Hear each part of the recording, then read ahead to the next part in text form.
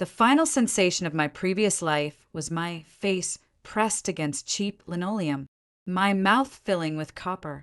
Yet, here I am blinking at the peeling wallpaper of our tiny apartment while the sound of my sister rifling through my purse echoes from the next room. She believes she's lifting a $20 million winning lottery ticket. I know she's actually lifting an execution order. She is welcome to the cash and the massive target it paints on her spine. Let's see how thrilling her jackpot feels when the local crime syndicate comes hunting for their missing, laundered funds. Gasping for air, I shot up from the mattress. My hands clawed at my own head, fingers digging frantically through my hair, expecting to find the warm, sticky trench where the corner of the coffee table had split my skull open. Nothing, just dry hair and the faint grease of 2 days without a shower. My chest heaved. I dragged a trembling hand down my face, dragging oxygen into lungs that seconds ago had forgotten how to work. The air in the apartment was suffocatingly heavy, thick with the smell of cheap vanilla plug-in air fresheners and the stale, burnt crust of yesterday's toast. The window unit hummed its dying, rattling tune. It was July, Tuesday. My eyes darted to the digital clock on the microwave. 4:15 p.m. I was alive. I wasn't bleeding out on the kitchen floor, while Abigail frantically wiped my fingerprints off a small, rectangular piece of cardstock. I was sitting on our sagging beige sofa, the springs digging into my thigh, just like they always did. Footsteps clattered down the short hallway. The aggressive, rhythmic click-clack of Abigail's acrylic nails against her phone screen preceded her. She turned the corner, snapping her chewing gum, entirely oblivious to the fact that I had just crossed the boundary between death and life. "You're finally awake," Abigail muttered, not looking up from her screen. She kicked a stray sneaker out of her path. "Did you pick up my dry cleaning? I have that interview tomorrow." I stared at her. She wore my favorite oversized gray sweater, the one she always swore she didn't borrow. Her blonde hair was pulled into a messy bun, a stark contrast to the perfect blowout she'd paid for with my blood money in the life I just left behind. "No," I croaked. My voice sounded like sandpaper. "I forgot." Abigail rolled her eyes, finally looking at me. A sneer contorted her features.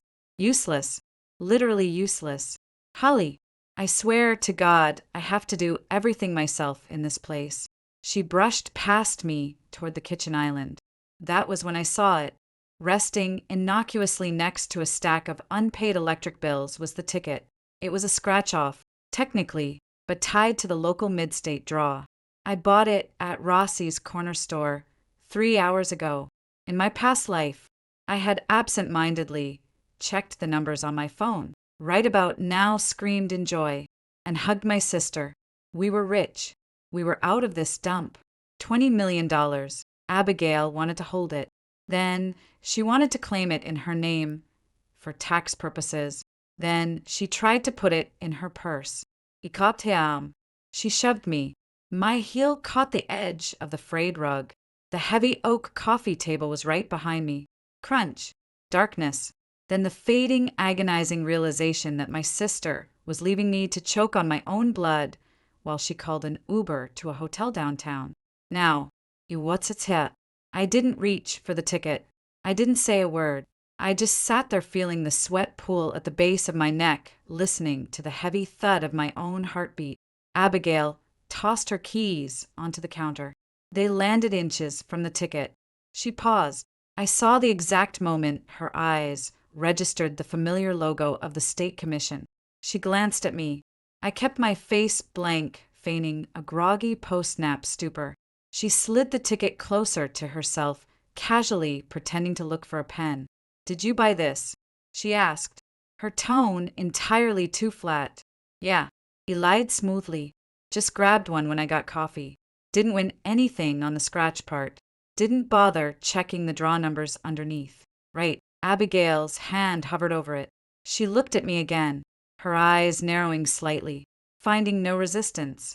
She smoothly slid the ticket off the counter and slipped it into the front pocket of her jeans. "Well, Throw your trash away next time. Place is a pigsty. Sorry, I mumbled. She turned her back to me to open the fridge. I let out a breath I didn't know I was holding. She took it. She actually took it. A cold, dark humor bubbled up in my throat, tasting like bile. She had no idea. Neither did I until it was far too late. The 20 million wasn't a lucky draw. The ticket wasn't a ticket. It was a bearer bond for the Moretti family. Rossi's corner store was a known front. Every third Tuesday, the terminal was bypassed to print a specific serial number matching the state draw. A rig drop for laundering offshore syndicate money through the state's legal loophole. The buyer was supposed to be a guy named Teeth, a low-level runner, but Teeth had gotten arrested for a petty DUI 2 blocks away. I had walked in, asked for a ticket, and Rossi, half-blind and high on his own supply, handed me the printed slip meant for the cartel. In my past life, Abigail claimed the money. 2 days later, they found her in an abandoned shipyard. They didn't just kill her, they made an example out of her. I leaned back against the couch cushions, the coarse fabric scratching through my thin t-shirt. My hands finally stopped shaking. Let her have it. The next few hours were a masterclass in psychological torture, mostly for her. Though she didn't know it yet, Abigail spent 45 minutes locked in the bathroom. I could hear the muffled, frantic whispering. She was on the phone checking the numbers, verifying the serial code on the state lottery app. I sat at the kitchen island, slowly eating a bowl of stale cereal, letting the soggy flakes turn to mush in my mouth. The bathroom door slammed open. Abigail stood there, her face flushed red, her pupils dilated with pure, unadulterated adrenaline. She looked like she was vibrating. "Everything okay?" I asked, not looking up from my bowl. "Fine," she breathed, her voice trembling. Everything is perfectly fine." She practically skipped to her bedroom. I heard the distinct sound of suitcases being dragged out from under her bed. Zippers hissed. Drawers banged open and shut. I finished my cereal, rinsed the bowl, and set it in the sink. I walked to my own bedroom, a converted closet barely large enough for a twin bed. I didn't pull out a suitcase. I pulled out a worn, dark canvas duffel bag. I packed light, 3 pairs of dark pants, for shirts, heavy socks, my worn-in combat boots. I reached under my mattress and pulled out a hollowed-out paperback book. Inside was $2, 000 in crumpled 20s and 50s, my emergency fund saved from 3 years of bartending double shifts. I tucked the cash into a side pocket of the duffel alongside my passport and a prepaid burner phone I'd bought months ago for a reason I could no longer remember.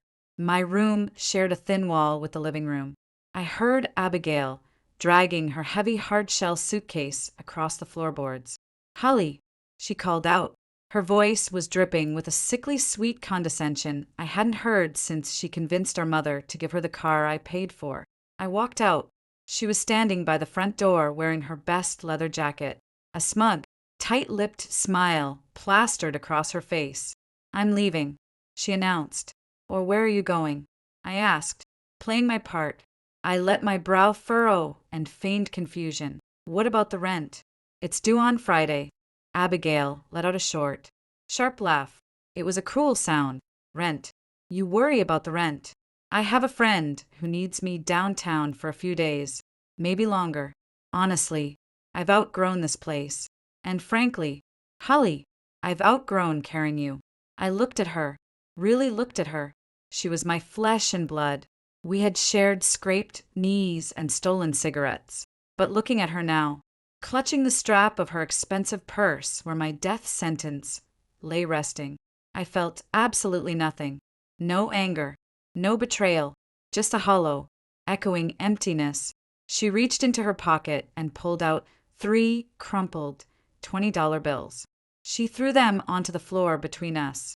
They drifted down like dead leaves. "Buy yourself some decent food for once," she sneered. "Don't call me. I need space to figure out my life."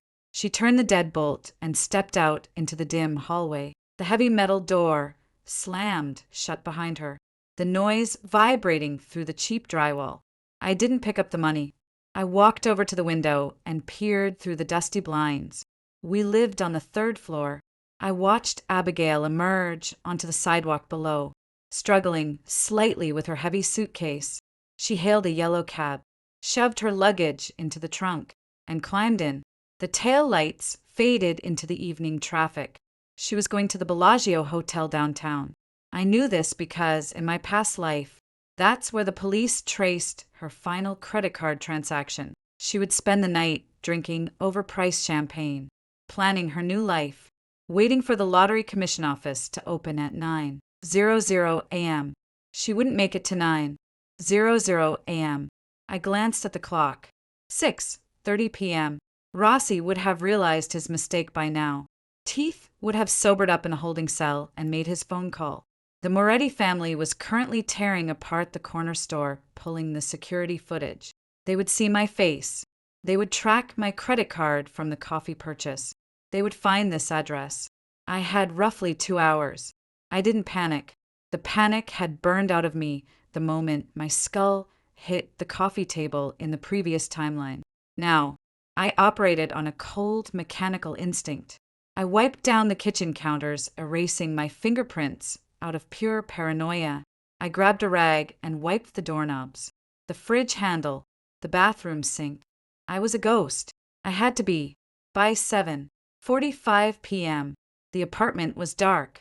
I sat in a hard wooden chair tucked into the corner of the living room, completely engulfed in shadows. The duffel bag was strapped across my chest. My boots were laced tight. The window leading to the fire escape was cracked open.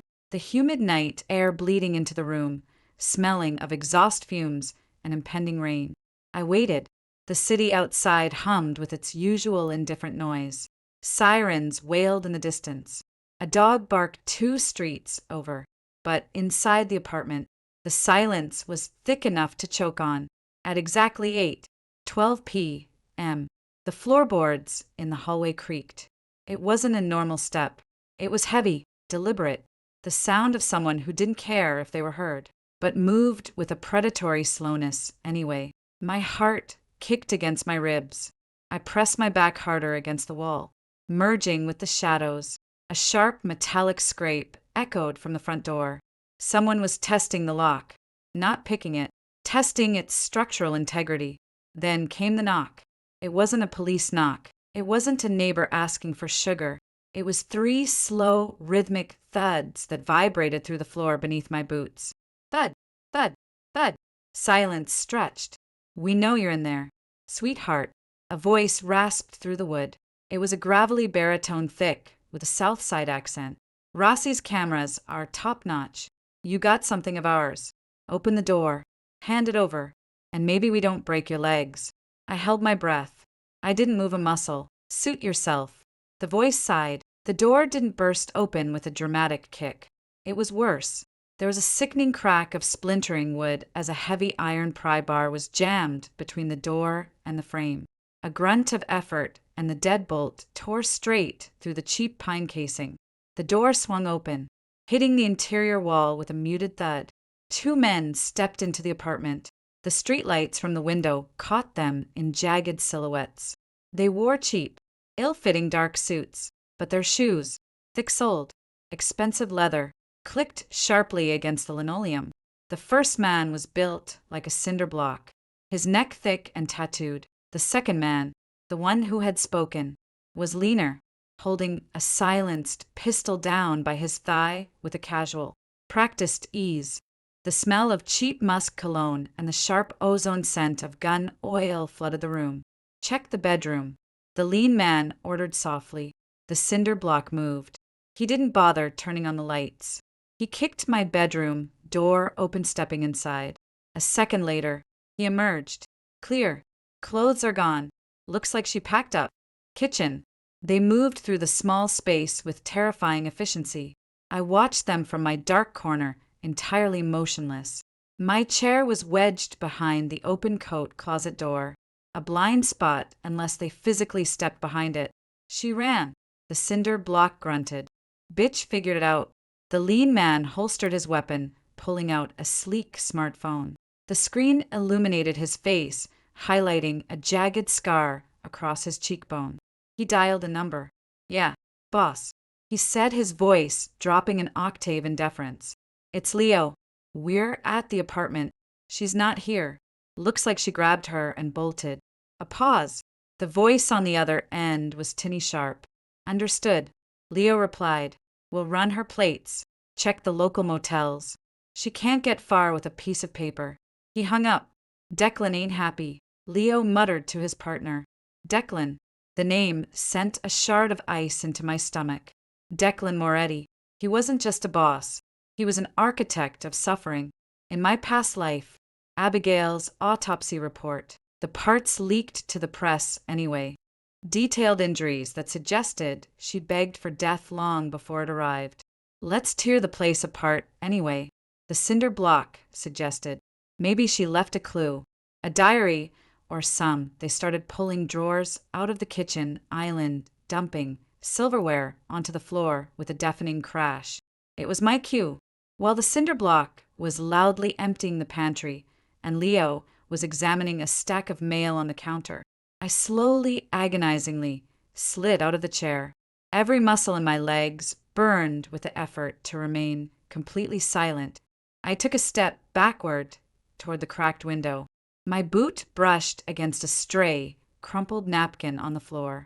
It made a soft sound. Leo stopped. His head snapped toward the living room.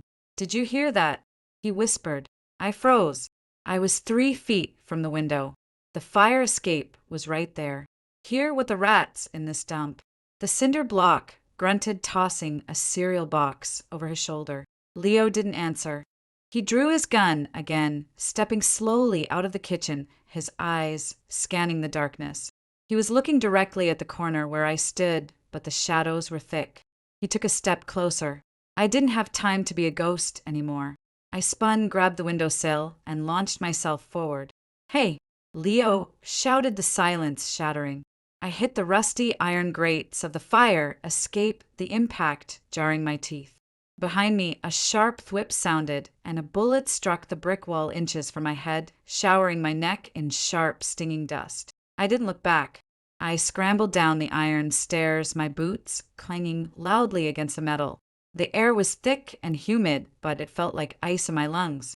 I reached the drop-down ladder, didn't bother waiting for it to lower, and simply vaulted over the side, dropping the last 10 feet into the narrow alleyway below. I landed hard, rolling onto my shoulder to absorb the shock. Puddles of stagnant water splashed against my face. Back door. Get to the alley. Leo's voice roared from the window above. I scrambled to my feet, the heavy duffel bag slamming against my ribs. I ran down the blind alley, vaulting over a rotting mattress, slipping through a narrow gap in a chain-link fence, and bursting out onto the crowded, neon-lit avenue of the main street. The sensory overload of the city hit me like a physical blow. Car horns blared. A group of teenagers laughed outside a bodega. The smell of roasting halal meat mixed with exhaust fumes. I blended into the crowd immediately, keeping my head down, forcing my pace to a rapid but normal walk.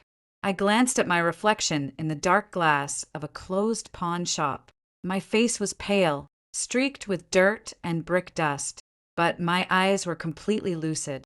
Abigail was sitting in a luxury suite right now, drinking champagne, dreaming of mansions and sports cars.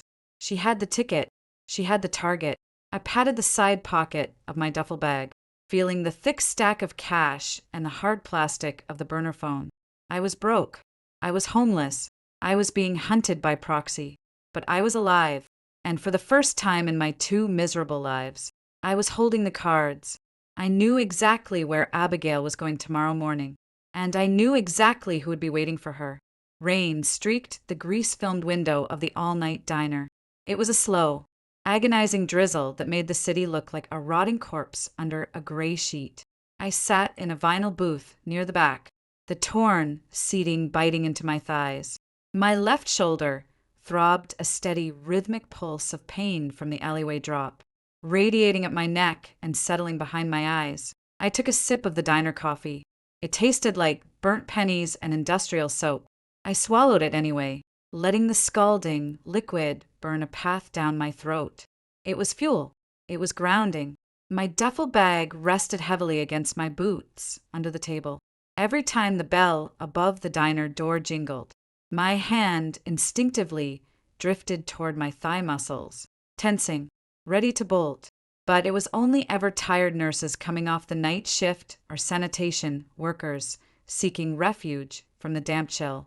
The digital clock above the pie case read 7:14 a.m. In my previous life, I had spent this exact morning lying on a stainless steel morgue table, a toe tag strapped to my cold foot, waiting for a county coroner to officially label me a blunt force trauma victim. I traced the rim of the ceramic mug with a chipped fingernail. The urge to check my phone to see if Abigail had texted to fall back into the familiar toxic rhythm of our sisterhood was a phantom limb. It twitched, but there was nothing there to move. She had left me bleeding. She had stepped over my body. At 8:00 a.m., I paid my tab with a crumpled $5 bill from my stash, leaving the coins on the sticky table. I pulled the hood of my dark sweatshirt up, slinging the duffel strap across my uninjured shoulder, and stepped out into the rain. The State Lottery Commission building was located in the financial district, a towering monolith of brutalist concrete and tinted glass. It looked less like a place where dreams were made and more like a fortress designed to keep the desperate out. I didn't go anywhere near the front plaza. Instead, I found a narrow alleyway directly across the avenue, tucked between a high-end bakery that smelled overwhelmingly of yeast and sugar, and a dry cleaner pumping hot, chemical-laced steam through a vent. The steam provided perfect cover. I leaned against the damp brick, pulling a half-eaten granola bar from my pocket, chewing the cardboard, tasting oat slowly. At 8:45 a.m., the black town car pulled up. It wasn't a yellow cab. Abigail had upgraded. The door swung open, and a sleek black stiletto hit the wet pavement. My breath hitched just for a second. There she was. She wore a tailored burgundy trench coat, belted tightly at the waist, oversized designer sunglasses shielding her face despite the overcast sky. Her hair was perfectly styled, a cascade of golden waves that defied the humidity. She looked like old money. She looked like a woman who had never scrubbed a toilet or stretched a box of pasta for 3 days. She looked radiant. She also looked incredibly nervous. I watched her clutch her oversized leather purse to her chest with a white-knuckled grip. Her head swiveled left and right, scanning the plaza. She didn't know what she was looking for, but her prey instincts were firing. She sensed the invisible crosshairs resting on her back. She hurried up the concrete steps, the sharp clack of her heels echoing faintly over the roar of morning traffic, and disappeared through the revolving glass doors. I didn't move. I shifted my weight off my bad shoulder, letting the steam from the dry cleaner envelop me, and I waited. 5 minutes passed, then 10. My eyes scanned the street. The syndicate wouldn't make a scene inside a state building crawling with armed security and federal cameras. They were brutal, but they weren't stupid. They would wait for the bureaucratic machine to do the heavy lifting. I noticed them at 9:02 a.m. A matte black Lincoln Navigator sat idling in the red zone 2 blocks down. Its windows were tinted so darkly, they looked like obsidian. It hadn't moved since I arrived. As I watched a dark gray sedan pulled into a loading zone, just 50 yards from the commission building steps. Leo's lean silhouette was visible in the driver's seat of the sedan, lighting a cigarette. The cherry flared bright orange in the gloom. They had tracked the serial number to the central office. They were waiting for the rat to emerge from the trap. At 9:18 a.m., Abigail burst through the revolving doors. She wasn't walking like old money anymore.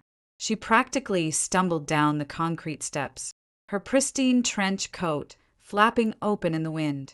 The oversized sunglasses were pushed up into her hair, revealing eyes wide with panicked confusion. Her face was flushed a blotchy mottled red. I could guess exactly how the conversation inside had gone. The clerk had scanned the ticket. The system had immediately flashed a red flag, a hard lock on the funds, likely flagged for investigation due to the irregularities Rossi had desperately reported to his bosses once he realized his fatal error. They told her to wait. They told her security needed to verify her identity. She hadn't waited. She had run. Abigail reached the sidewalk, her head frantically swiveling as she pulled her phone from her pocket. She was trying to hail an Uber. She stepped off the curb, waving her arm frantically at a passing taxi that splashed a wave of dirty puddle water onto her bare calves. She screamed something at the cab driver, her face contorting into an ugly, familiar mask of rage. The gray sedan pulled forward smoothly, cutting through the heavy traffic, and braked hard directly in front of her. It happened with terrifying fluid speed. The rear passenger door of the sedan flew open. The cinder block, the massive tattooed man from my apartment, stepped out. He didn't wear a mask. He didn't care who saw him. Abigail froze. Her phone slipped from her fingers, clattering onto the asphalt.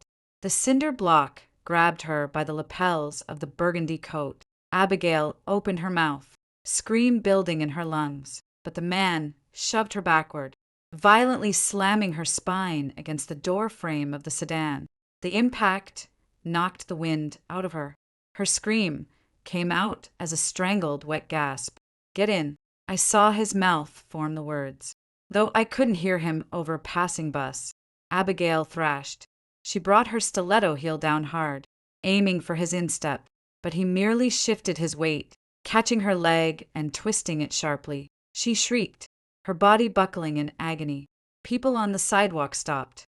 A businessman holding a briefcase took a step backward, his eyes wide. A woman walking a golden retriever quickly pulled her dog in the opposite direction, actively ignoring the violent abduction happening 30 feet away. That was the reality of the city. Survival meant looking the other way. The cinder block shoved Abigail bodily into the back seat of the sedan. She scrambled, trying to claw her way out the opposite door. But Leo had already thrown the car into drive. The cinder block slammed the door shut, trapping her inside, and hopped into the passenger seat as the tires squealed against the wet pavement. The dark sedan merged violently into traffic, cutting off a delivery truck, and vanished down the avenue. Just like that, she was gone, erased. I stood in the alleyway, the steam curling around my face, tasting the salt of my own sweat. My stomach churned, a sudden, violent wave of nausea threatening to bring up the bitter diner coffee. I had to lean heavily against the brick wall, pressing my forehead against the rough, cold surface until the spinning stopped. I hated her. I genuinely, deeply hated her for what she had done to me, but seeing the sheer animal terror in her eyes, watching a human being get swallowed whole by the city's underbelly, it scraped against a primal part of my brain. You could have warned her. A small, pathetic voice whispered in my mind. You could have tackled her. You could have screamed for the cops. I crushed that voice instantly. If I had warned her, they would have taken us both. If I had screamed for the cops, the syndicate would have simply bribed the precinct and found me in a holding cell. Abigail was a dead woman walking the second she slid that ticket into her pocket. The only difference between this life and the last was that I wasn't going to be collateral damage. I stepped out of the alley, pulling my hood down. The rain had stopped, leaving the air smelling of wet concrete and exhaust. I walked over to where the struggle had happened. The street was already returning to normal. Pedestrians walked briskly over the damp asphalt. Lying in the gutter, half submerged in a murky puddle, was Abigail's phone. Its screen was shattered into a spiderweb of cracks, but the backlight was still on. I picked it up, wiping the dirty water off on my jeans. I swiped the screen. It wasn't locked. She had been too panicked to re-engage the passcode. I didn't care about her contacts or her photos. I opened her banking app. Face ID failed, but the 4-digit PIN was still our mother's birthday. I typed it in. Balance $412. She had spent almost everything she had stolen from my emergency stash on the hotel and the clothes. I transferred the remaining $400 to a dummy offshore routing number I had set up months ago, a relic of my paranoid preparations to escape her. I tossed the phone back into the puddle and crushed it under the heavy heel of my combat boot. The glass crunched satisfyingly, the battery hissing slightly as the water seeped into the cracked casing. The syndicate had their rat, but in exactly 10 minutes. Once they got Abigail to a warehouse and realized she didn't know how to bypass the state commission's lock, they were going to start breaking her fingers. And when they broke her fingers, she was going to scream my name. She was going to tell them that Holly bought the ticket. Holly knew the numbers. Holly was the mastermind. I needed a ghost protocol, and I needed to fund it. I didn't run away from the city. I ran directly toward its infected heart. The subway ride to the south side was suffocating. The car smelled of damp wool and old urine. I sat stiffly, my duffel bag hugged to my chest, my eyes locked on the flickering fluorescent light above the doors. Every time the train rattled and screeched around a curve, my injured shoulder flared a sharp reminder of the closing window of time I had left. Abigail was breaking right now. I could almost hear the wet snap of bone and the screech of the train wheels. I got off at 43rd Street. It was a neighborhood the city had abandoned a decade ago. Shuttered storefronts with faded, peeling awnings lined the cracked sidewalks. Weeds choked the gutters.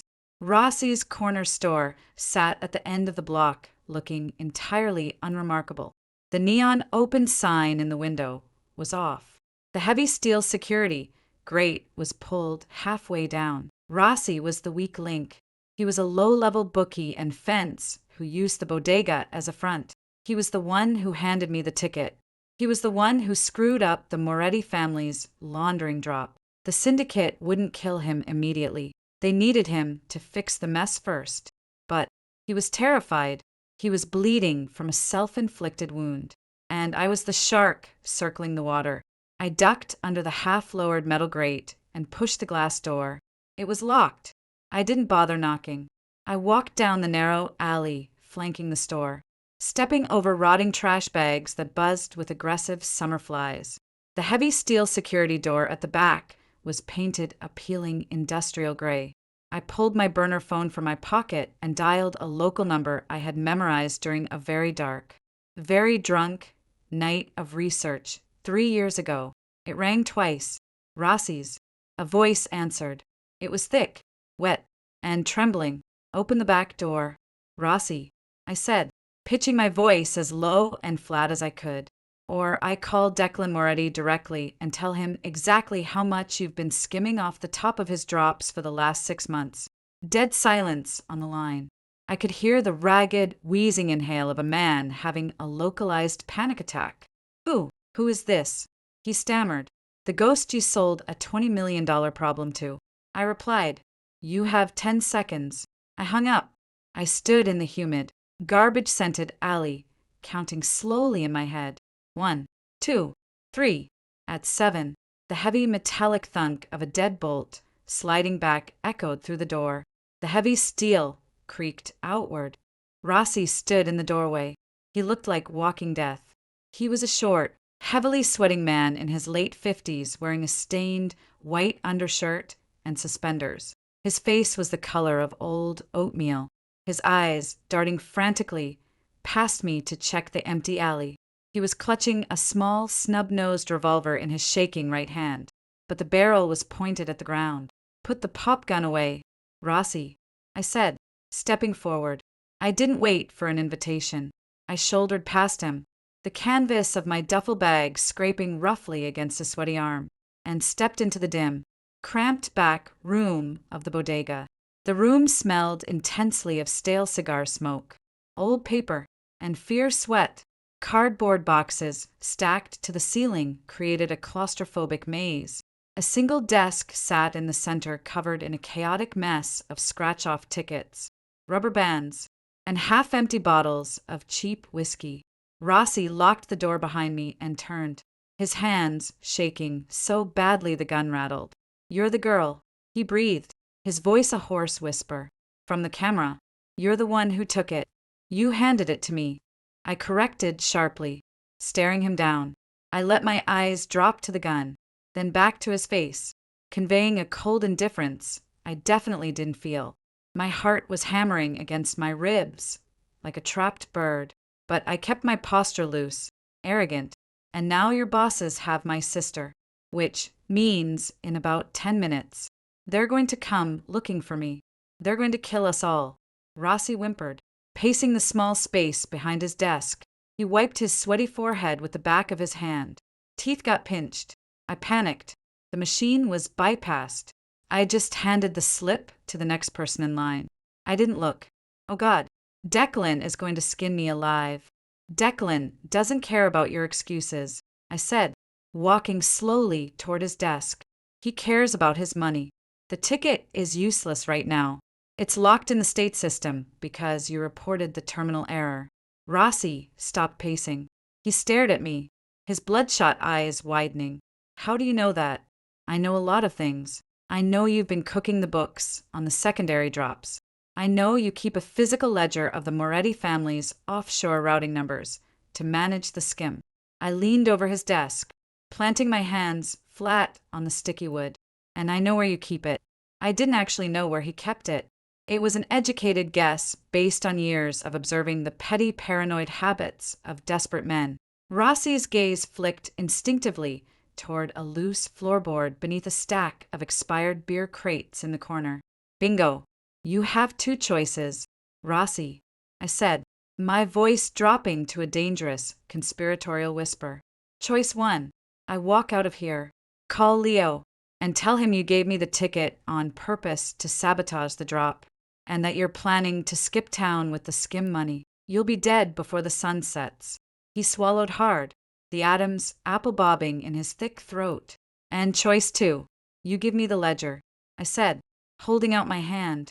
The routing numbers, the accounts, everything you have on Declan's financial network. Are you insane? Rossi hissed, spittle flying from his lips. If I give you that, Declan will torture me for a month before he lets me die. If you don't give it to me, I kill you right now by making a phone call. I countered smoothly. Give me the ledger. You tell Declan that I broke in, held a gun to your head, and stole it. You play the victim. You tell him I'm using it to blackmail the syndicate for a percentage of the ticket money. Rossi blinked, his sluggish, panicked brain trying to process the logic. Why? Why would you want the heat of the entire Moretti family on you? Because I lied effortlessly. I'm not trying to run. I'm trying to negotiate. I need collateral to buy my life back. I wasn't trying to negotiate. You couldn't negotiate with a rabid dog.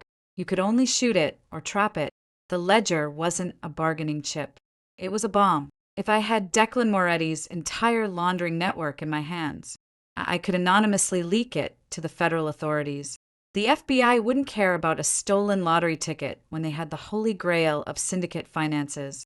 Declan would be so busy trying to plug the leaks and dodge federal indictments that a $20 million ticket and a missing bartender would drop to the absolute bottom of his priority list.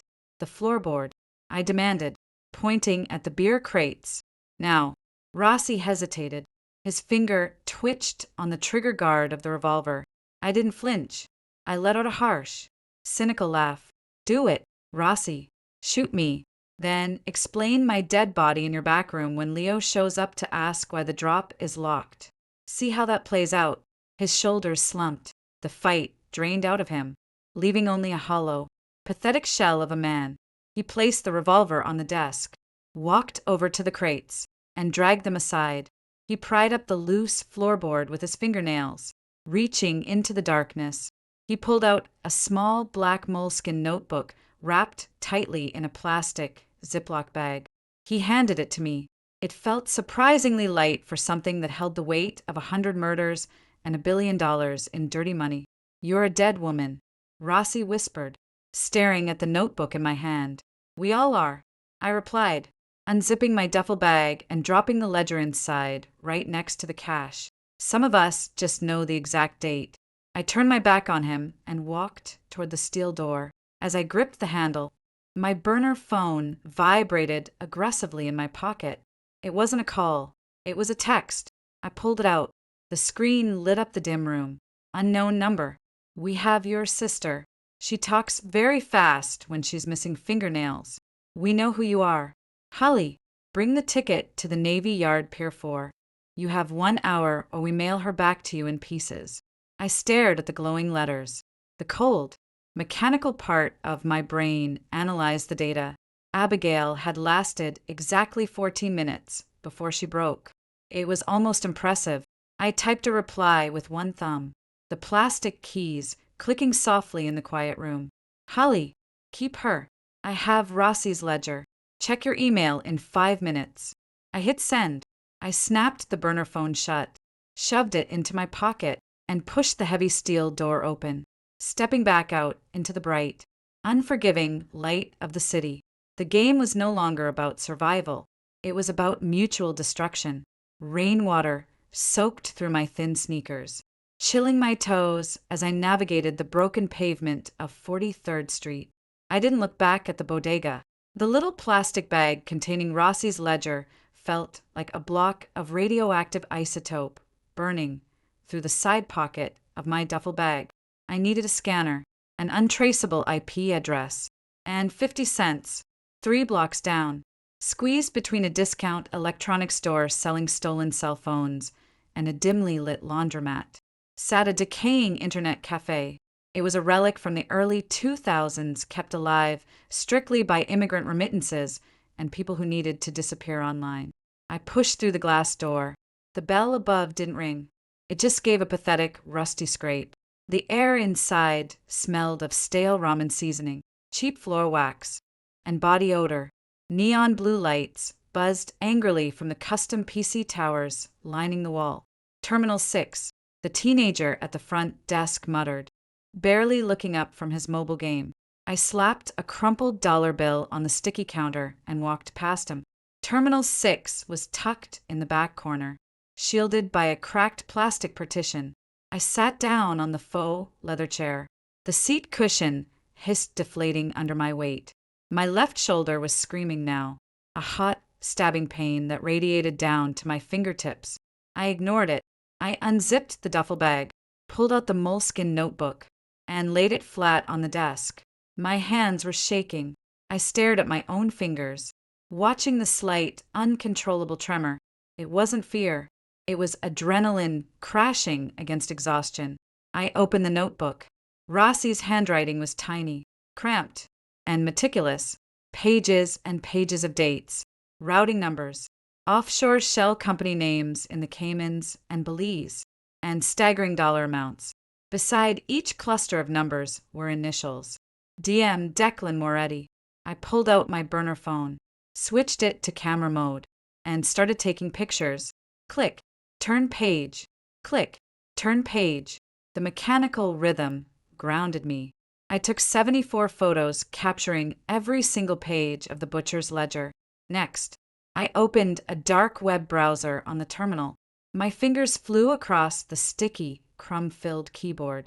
I created a secure, encrypted email account through a Swiss server. Then I attached the first 3 pages of the ledger, just the first 3. Enough to prove I had the real thing, not enough to give away the farm. I didn't know the syndicate's direct email, but I knew how to get their attention. I picked up my burner phone and dialed the number that had texted me about Abigail. It rang once. You have a lot of nerve. Little girl. Leo's gravelly voice purred through the speaker. Behind his voice, I heard a sharp, wet thud, followed by a muffled, agonizing whimper. It was Abigail. My stomach contracted violently. Bile rose in the back of my throat, tasting like the burnt diner coffee from this morning. A fractured, stupid part of my brain screamed at me to surrender, to beg for my older sister's life. It was the part of me that remembered her brushing my hair when I was 7, the part that remembered us crying together at our mother's funeral. I squeezed my eyes shut, forcing the memory of her stepping over my bleeding body to the front of my mind. Give me an email address, I said, my voice completely devoid of emotion. One that goes straight to Declan. Declan doesn't do emails. Leo scoffed. He'll do this one. I countered.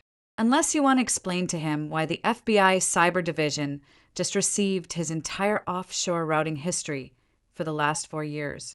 Silence. The background noises over the line completely ceased. "Check your text messages," Leo finally said. His tone had lost the predatory purr. It was rigidly professional now. A second later, the burner buzzed. An alphanumeric proton mail address appeared on the screen. I typed it into the terminal, attached the 3 photos, and typed a single line in the subject header. "Peer for 1 hour. Bring the girl, or the rest goes to the Justice Department." I hit send. I leaned back in the hissing chair, wiping a bead of cold sweat from my forehead. Now, I had to secure my leverage. I drafted a second email. This one contained all 74 photos of the ledger. I addressed it to the public tip line of the FBI's Financial Crimes Division, the IRS Criminal Investigation Unit, and 3 major investigative journalists at the city's largest newspapers. I didn't hit send. Instead, I set a delayed delivery timer on the server. If I didn't log back in and manually cancel the send order within exactly 90 minutes, the email would blast out to every federal agency on the East Coast. A dead man's switch.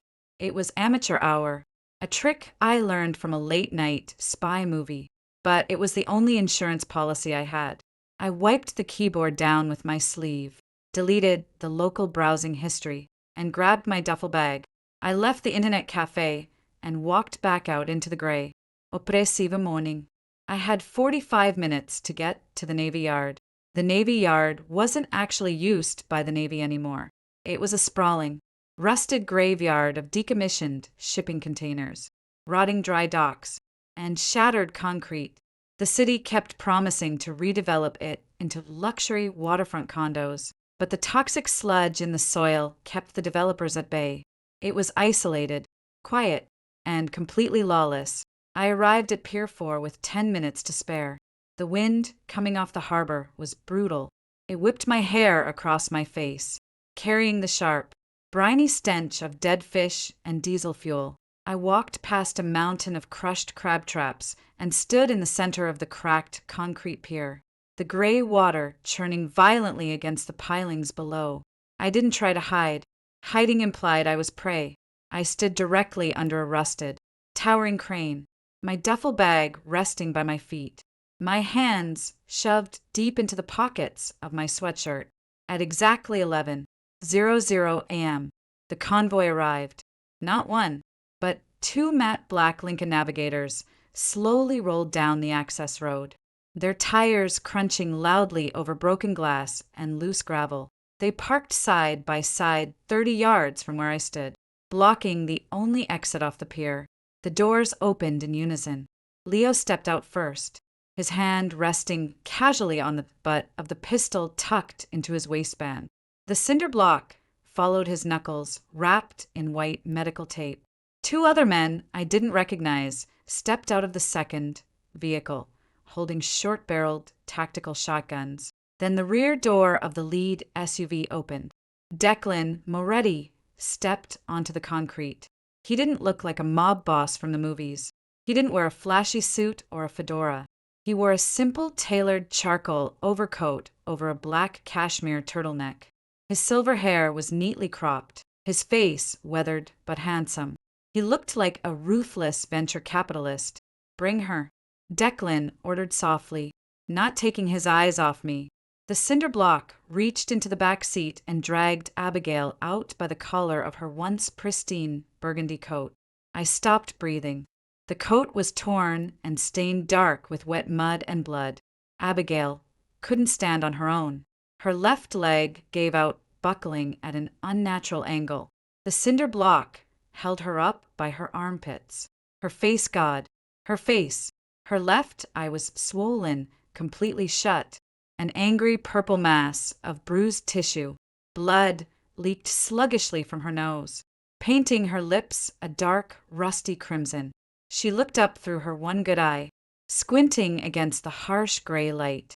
When her gaze finally locked onto me, standing untouched under the crane, a choked, rattling gasp escaped her throat. "Hully," she wheezed. Her voice sounded like crushed glass. I didn't break eye contact with Declan. I forced every muscle in my face into a mask of pure sociopathic indifference. I couldn't afford a single flinch. You sent me 3 pages. Holly, Declan said. His voice carried effortlessly over the wind. It was calm, measured, terrifyingly reasonable. Where is the rest? Safe, I said loudly. Where you can't reach it. Declan smiled. It didn't reach his eyes. You're a bartender. I ran your background while we were driving here. You have 2 maxed out credit cards, a suspended driver's license, and you live in a 3rd-floor walk-up. You don't have the resources to keep anything safe. I have the internet, I replied flatly. I have a delayed send email sitting on an encrypted Swiss server right now. It contains 74 high-resolution photos of Rossi's little diary.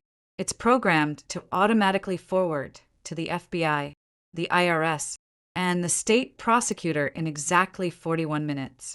The only way to stop it is for me to log in and cancel it. Declan's smile faded just a fraction. He tilted his head, assessing me. He was looking for the bluff. He was looking for the terrified girl who had bought a lottery ticket by mistake. He didn't find her because she died on a cheap apartment rug yesterday. You think a dead man's switch saves you. Leo barked, taking a step forward. We shoot you in the kneecaps, throw you in the back of the truck, and peel your skin off until you give us the password. Do the math. Leo, I snapped, letting the venom bleed into my voice. You torture me. I pass out. I pass out. The clock runs down. The clock runs down. The email sends. You don't have time to break me. And frankly, considering you spent the morning beating the wrong sister, I don't think your interrogation skills are up to the time limit. Abigail let out a pathetic whimper. The cinder block tightened his grip on her ribs, making her gasp in pain. She told us everything. Declan said softly, taking a slow, deliberate step toward me. She told us you bought the ticket. She told us you fell and hit your head and she just took it, left you bleeding on the floor. He clicked his tongue, a hollow sound of mock sympathy. Cold, even for my line of work. Why are you risking your life for someone who left you for dead? I'm not, I said. The words hung in the cold, salty air. Abigail's head snapped up. Her one good eye widened in a mix of horror and desperate confusion. Holly, please, she choked out, blood bubbling at the corner of her mouth. They're going to kill me. Give them whatever they want. Please. I looked at my sister, the woman who wore my clothes, spent my money, and stepped over my dying body to chase a stolen fortune. I looked at the ruin the syndicate had made of her. She's yours, I said to Declan, my voice steady. I don't care what you do to her. Kill her. Throw her in the harbor. I don't give a damn. The cinder block blinked, clearly confused. Even Leo shifted uncomfortably. Then why are we here? Declan asked, his eyes narrowing. The calm facade was cracking. He realized he didn't have the leverage he thought he did. We're here for a trade, I said, kicking the duffel bag at my feet. Inside this bag is the physical ledger, every original page untouched. You want it back. And in exchange, Declan asked, you give me my life back. I said, you take the notebook. I cancel the email. You get in your trucks and you drive away. You never look for me. You never come near me. You erase my name from your memory. You keep Abigail. You keep the useless lottery ticket. We walk away clean. Declan stared at me. The wind held around the rusted crane, rattling loose chains against the steel legs. You're demanding I let you walk away with the knowledge of my entire financial network in your head, he asked, his voice dropping to a lethal whisper. I'm demanding you make a business decision. I countered. Kill me and you lose everything. Let me go and you just lose a headache. I don't care about justice. I don't care about taking you down. I just want to disappear. Holly, no. Abigail screamed, suddenly thrashing violently in the cinder block's grip. The terror of realization hit her. I wasn't there to save her. I was there to sell her out for my own survival. You can't leave me. I'm your sister. I'm your sister. The cinder block clamped a massive hand over her mouth, muffling her screams into wet, pathetic sobs. Declan looked at Abigail, then back at me.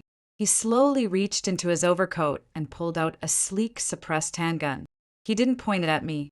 He pointed it down at the concrete. I don't leave loose ends. Holly, Declan said. I take the bag. I blow your brains out. We throw both of you in the water, and I take my chances with my cyber guys intercepting your little email before it hits the feds. He raised the gun, leveling the black cylinder of the suppressor squarely at my chest. I didn't flinch. I just smiled. Your cyber guys? I asked, laughing. It was a genuine dark laugh that scraped my raw throat. You really think I set a timer? Declan froze. His finger hovered over the trigger. There's no delayed send email, I said, pulling the burner phone from my pocket. I didn't hold it up. I just tossed it onto the concrete between us. It skittered across the ground, stopping a few feet from Declan's polished shoes. I didn't set a timer. I hit send the second I walked out of the internet cafe. 30 minutes ago. The silence on the pier was absolute, broken only by the crash of the waves. You're lying. Leo spat, taking aim with his own weapon. Call Rossi.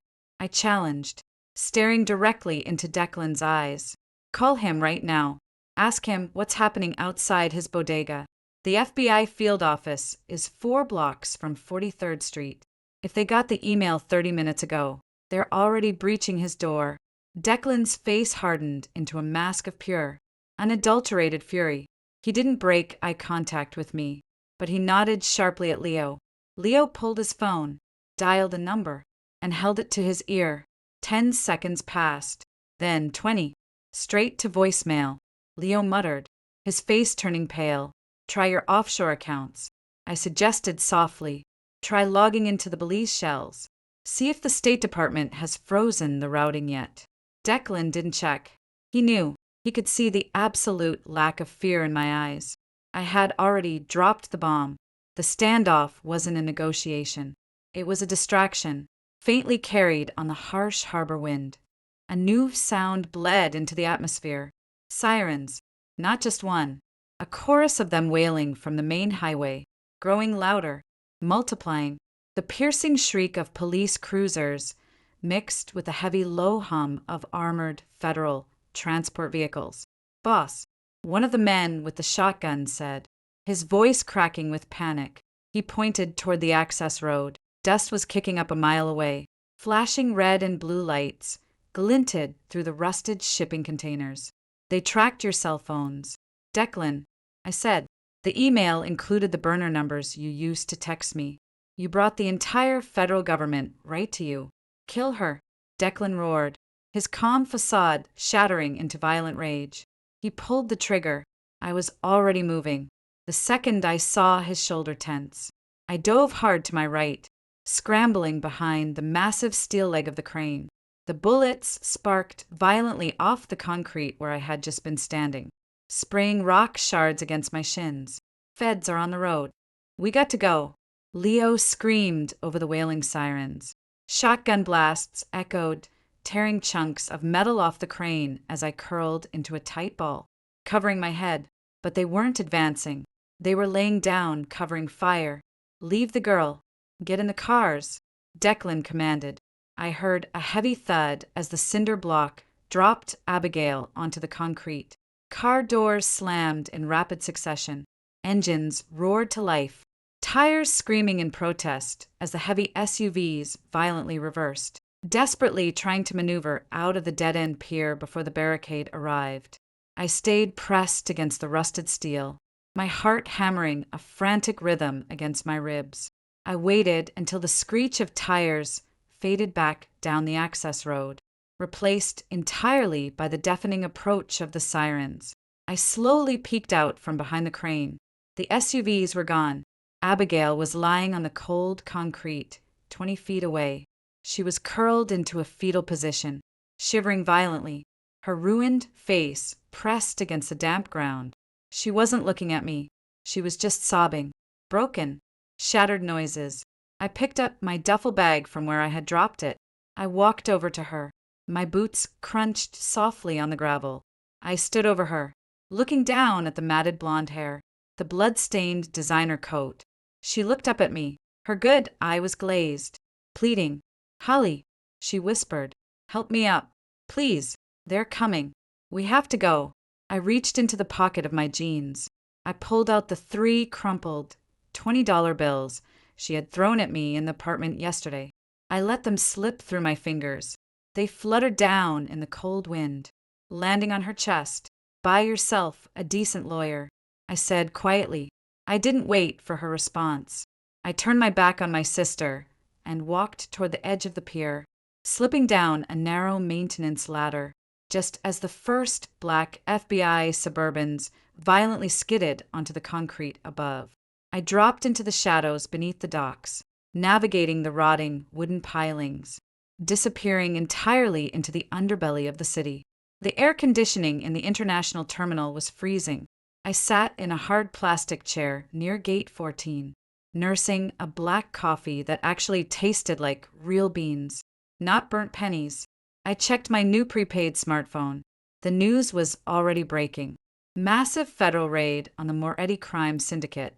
Dozens arrested, millions seized, and a cryptic mention of a brutally beaten woman found at the Navy Yard, currently in police custody, screaming about a stolen lottery ticket. No one was looking for Holly. Holly died when her head hit a coffee table. I unzipped the duffel bag resting on my lap. Inside was the $2,000 in cash, my passport, and a single one-way boarding pass to a city where it never snowed and the coffee was strong. I picked up the physical moleskin ledger resting at the bottom of the bag.